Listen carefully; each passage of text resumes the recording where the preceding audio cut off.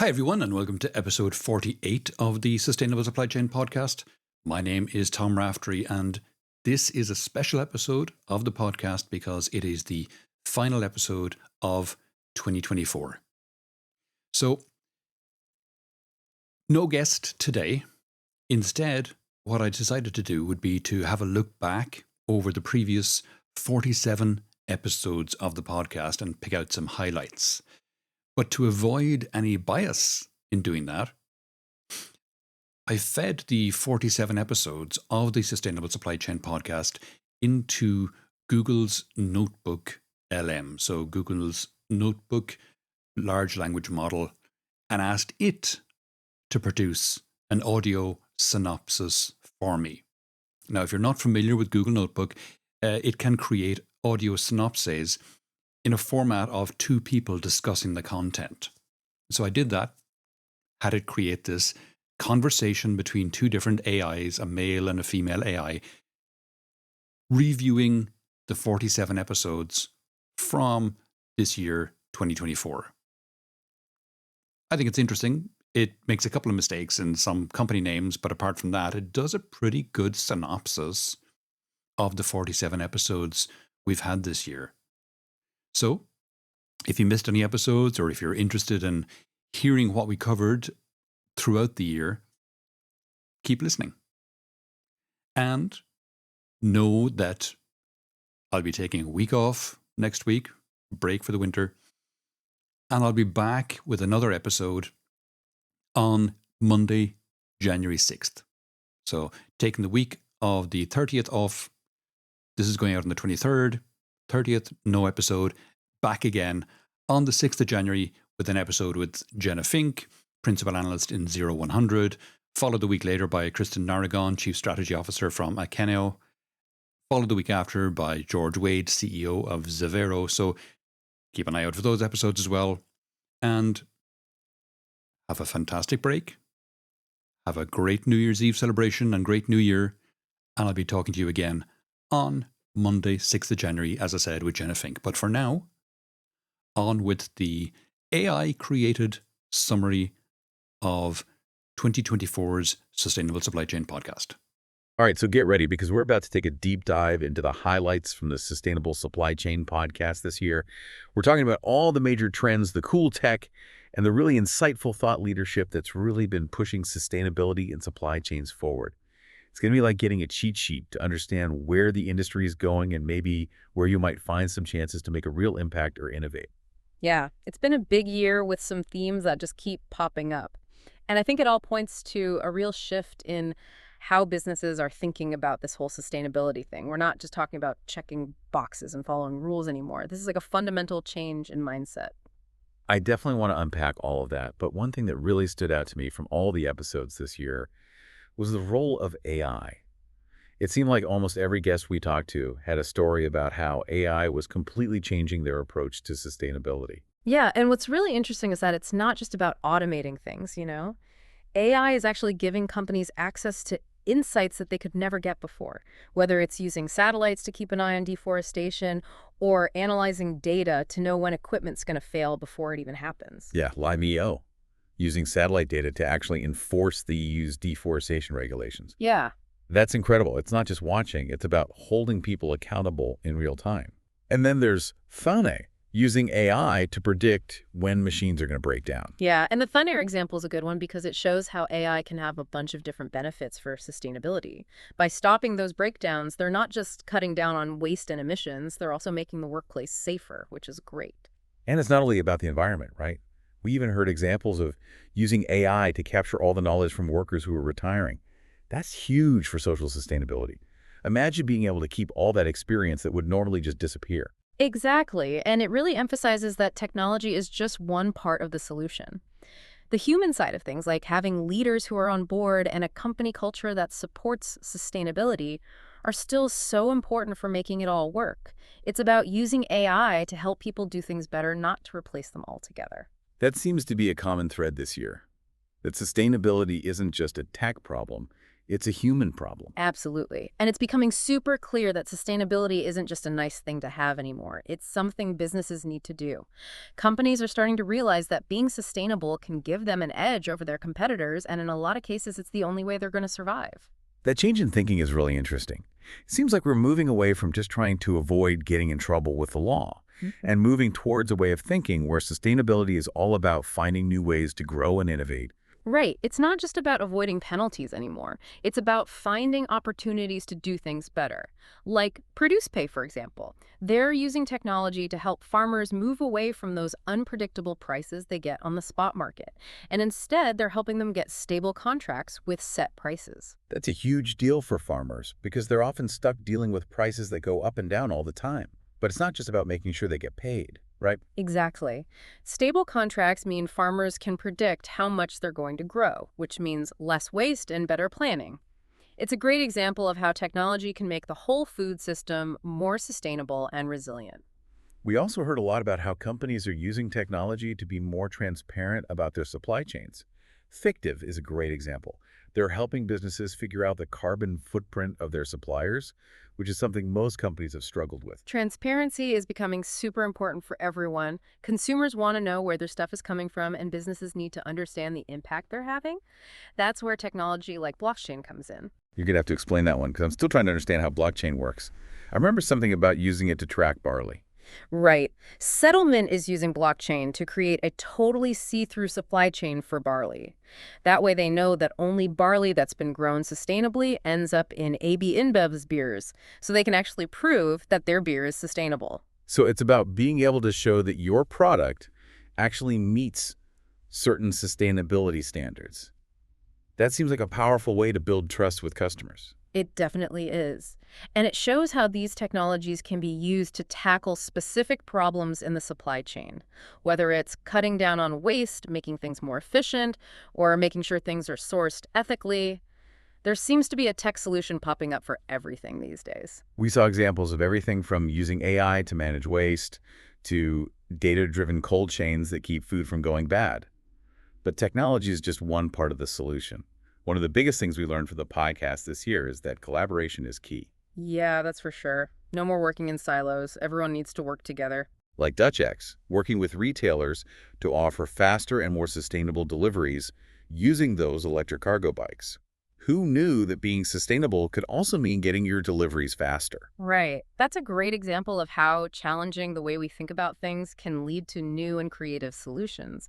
It's not just about doing less harm. It's about finding ways to do things better. And a big part of that is working with your suppliers. A lot of our guests really stress that a sustainable supply chain is only as strong as its weakest link. Exactly. So investing in your suppliers and helping them be more sustainable is actually an investment in your own business. It's not about telling your suppliers what to do. It's about working with them to raise the bar for everyone. And that can mean a lot of different things, like providing training, sharing best practices, or even helping them use new technologies. Right. We heard about Avetta working with a big retailer to figure out which of their suppliers had the highest emissions and then working with them to improve. That's proactive collaboration. Produce Pay is another great example of how these partnerships can work. Working with 4-star fruits, help the farm get stable contracts, improve their quality control, and even get to 0 rejections from distribution centers. Yeah, that's a perfect example of how working together can lead to real improvements in sustainability. It's not just about feel-good projects. It's about real business results. And it's not just limited to big companies working with their suppliers. We heard Camille Manso talk about how they're connecting startups with corporations to work on sustainability issues. It's a win-win. Startups bring new ideas and they can move fast, and corporations have the resources and the size to make things happen. Together, they can make a big difference. We saw that with Reith, who are using AI to turn industrial waste into something valuable.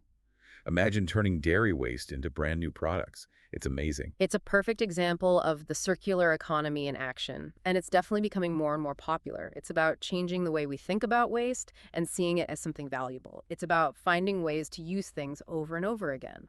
And it's not just about fancy high-tech solutions. Kenny McGee really opened our eyes to just how much valuable stuff is being thrown away unnecessarily. We have to change the way we think about this. It's about seeing those old electronics not as trash, but as a source of valuable materials that can be reused and But recycled. that takes a system-wide change, not just within companies, but in the way we make policies. We heard from a lot of guests about the changing rules and regulations, from the EU's deforestation regulations to the focus on reporting Scope 3 emissions. It seems like we're finally starting to see some real progress on the policy front, which is great, but real sustainability needs more than just rules, right? Absolutely. It takes a real commitment to doing business in a way that's good for people and the planet, and that's where leaders come in. Leaders need to set the example, create a culture where everyone cares about sustainability, and give their employees the power to be part of the solution. We heard some really inspiring stories about companies that are doing sustainability training and setting ambitious targets for reducing emissions. What's interesting is that we're seeing sustainability become a bigger part of overall business strategy. It's not just a separate department or something you do on the side anymore. It's becoming part of how companies operate. That's a good sign. It shows that sustainability is becoming a core value, not just something you check off a list. Exactly. It's about recognizing that sustainability isn't just about doing less harm. It's about making a positive impact for the environment, for society, and for the business itself. So after spending all year diving deep into the world of sustainable supply chains, what stands out to you the most? What are the big things we learned? For me, is how quickly things are changing, the creativity and the commitment of the people we talk to, and the growing understanding that sustainability isn't just a choice anymore, it's the only way forward. I totally agree. I'm really excited to see what happens next in this field. Me too. I think we're just getting started. Okay, before we get too carried away thinking about the future, let's take a closer look at some of the key themes that came up in the podcast this year. I'm thinking specifically about AI collaboration and the rise of the circular economy. Should we unpack those a bit more? Let's do it. I think there's a lot more to explore there. Okay, so let's talk more about AI. It feels like we've been talking about it all year, and there's a good reason for that. We've seen how it's being used to solve some of the biggest problems in making supply chains more sustainable. Yeah, it's kind of mind-blowing how AI can look at tons of data, find patterns, and make predictions that we humans would never see. It's like having a sustainability expert working behind the scenes all the time. Right, and we've seen AI being used in so many ways, like making factories use less energy or figuring out the best routes for delivery trucks. The possibilities are pretty much endless. I remember that episode with Thinor. They're using AI to watch over machines and actually predict when they're going to break down before it happens. That's just incredible. And what's cool is that it not only reduces waste and emissions, but it also makes workplaces safer. If you can stop a machine from breaking down, you're stopping accidents from happening too. Right. It's not just about saving resources. It's about keeping people safe. Mm. And it's not all about big machines either. We heard about AI being used to design more sustainable packaging too. Oh, yeah. Elizabeth Corbett, the packaging expert, she talked about how AI can help companies figure out the perfect size for their packaging. So they use the least amount of material but still keep the product safe. That's smart design. It seems like AI is taking a lot of the guesswork out of sustainability. Companies can make decisions based on data instead of just guessing or going with their gut. Exactly. And it's not just about physical products either. AI is changing how we manage data across the whole supply chain. We heard about companies using it to predict demand, better manage inventory, and track goods in real time. So that means less waste, fewer emissions from unnecessary transportation, and less stuff going bad. It's about creating a system that's just smarter and more responsive. Exactly. It's about creating a supply chain that can adapt to changes and make sure everything is as sustainable as possible. But it's super important to remember that AI is just a tool. And like any tool, it needs to be used the right way. Are you saying that AI isn't perfect? Are there downsides we should be thinking about? Well, there are always potential problems. We heard from several guests about the possibility of bias creeping into the data that AI uses. And that's why it's so important for humans to be involved. We can't just let algorithms make all the decisions. That makes sense. So it's about finding that sweet spot between human intelligence and artificial intelligence. Exactly. Brian Dubois from Thin Air said it really well. He said, AI is not a silver bullet. It's a tool that requires human understanding and direction. We have to use AI in a smart and ethical way if we want to reach our sustainability goals. So AI is important, but it's not the whole story. We also need to focus on working together and coming up with new ideas if we want to make real progress. I totally agree. And that brings us to collaboration, which was another big theme this year. We heard over and over again that breaking down those walls between companies and building partnerships is essential for creating truly sustainable supply chains. It's about realizing that we're all in this together. We can't just focus on our own little corner of the world. We have to work together, share what we know, and combine our resources. Right. And that includes working closely with your suppliers. Like we talked about earlier, a sustainable supply chain is only as strong as its weakest link. So it's good for everyone to help their suppliers become more sustainable. So how do you actually do that? What are some of the best ways to collaborate with suppliers? Well, it could involve things like training, sharing best practices, or even helping them get access to new technology. The most important thing is to communicate openly. Make sure everyone understands what the goals are and that they're all on the same page. We heard some really cool examples of supplier collaboration, like Avetta working with a big retailer to figure out which suppliers had the highest emissions and then helping them improve. Yeah, that's a great example of being proactive. They weren't trying to blame anyone or pass the buck. They were working together to get accurate data on Scope 3 emissions and figure out how to get better. It's a much more positive approach. We also heard about companies using technology to find new, more sustainable suppliers. Oh yeah, fair market. They use AI to connect businesses with suppliers who are diverse and sustainable. It gives companies more choices and helps them make better decisions about who to work with. I like that it's about expanding the network and creating opportunities for smaller businesses and groups that are often overlooked. It brings social equity into the picture. Exactly. It's about building a system that's more fair and inclusive and that benefits everyone. And it's not just about businesses working with each other. We also heard about the importance of partnerships that cross different sectors, bringing together companies, governments, and nonprofits to tackle really complex sustainability challenges. You know, I wasn't sure about that whole cross-sector collaboration thing at first, but the more I hear about it, the more it makes sense. It's about getting different perspectives and expertise involved. It's about recognizing that nobody has all the answers. We need to work together, use each other's strengths, and combine our knowledge to find solutions that are truly sustainable. Like ProducePay, working with governments and financial institutions to create more stable and sustainable agricultural markets. It's a perfect example, right? Exactly. By combining their technology with the knowledge and resources of governments and financial institutions, they're helping farmers move away from those unpredictable prices and get secure contracts. It's not just good for the farmers, it's good for the whole food system. So we've talked about AI collaboration. What else? What other big themes came out of this year's Sustainable Supply Chain podcast?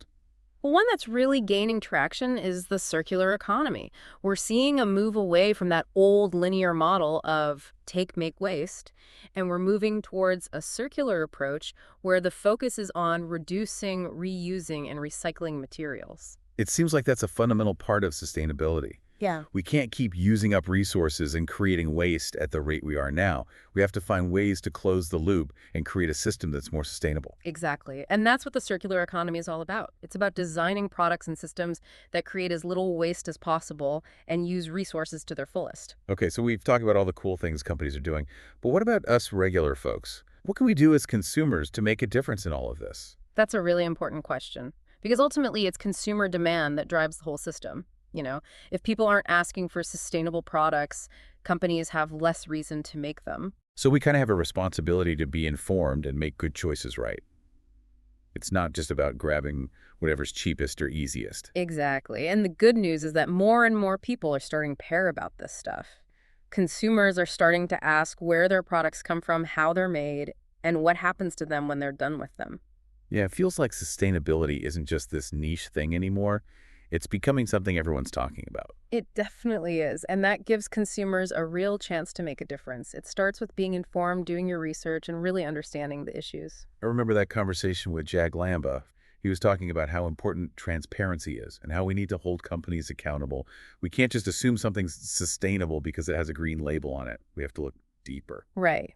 Consumers deserve to know what's happening in those supply chains, and there are resources out there to help you figure it out. Certifications like Fair Trade, Organic, or B Corp are good signs that a company is serious about sustainability. But it's not just about looking for labels. Sometimes you have to go straight to the source. If you can't find the information on a company's website, just ask them directly about their practices. Exactly. Let them know that sustainability matters to you. And don't forget about social media. You can use your voice to raise awareness about issues you care about or to support businesses that are doing things right. You'd be surprised how much impact a single post or tweet can have. So it's about being an active and involved consumer. But sometimes it feels like the best thing we can do is just buy less stuff. You're absolutely right. We live in a world where we buy way too much stuff. And that's putting a lot of stress on the planet. Before you buy something new, think about whether you really need it. Could you fix something you already have? Buy it used. Borrow it from a friend. Yeah, I've been trying to do more of that sharing economy stuff. It's amazing how many things you can borrow or rent these days, from tools to clothes to cars. It's a great way to reduce your impact and save money. Exactly. And when you do need to buy something new, focus on quality over quantity. Invest in things that are going to last, that you can fix, and that are made from sustainable materials. It might cost a bit more upfront, but it'll save you money in the long run, and it'll create less waste. It's about changing the way we think. Instead of thinking about things as disposable, we need to start thinking about how to make them last. I think Elizabeth Corbett made a good point about packaging. We need to choose products that don't have a ton of packaging and recycle or compost whatever we can avoid. And don't forget about food waste. It's crazy how much food gets wasted around the world. We can all make a difference by planning our meals, storing food properly, and eating our leftovers. And if you have the space, composting is a great way to reduce food waste and create good soil for your garden. It's about thinking about the whole life of a product, from where it came from to what happens to it when we're done with it. It all comes back to that idea of closing the loop. Our individual actions might seem small, but when we all do them together, it makes a big difference. So we need businesses to innovate and collaborate, but we also need consumers to be informed, involved, and willing to make smart choices. It's all about working together. It really is. Creating sustainable supply chains isn't just about reducing our impact on the environment. It's about creating a world that's more fair and just for everyone. That's a great way to put it. It's about building a future where everyone has access to things that are safe, healthy, and sustainable. Exactly. That's something worth working for. So as we wrap up this deep dive into the world of sustainable supply chains, what's the one thing you want our listeners to remember? I would say be mindful, be curious, and be an active part of creating the future you want to see. Well said.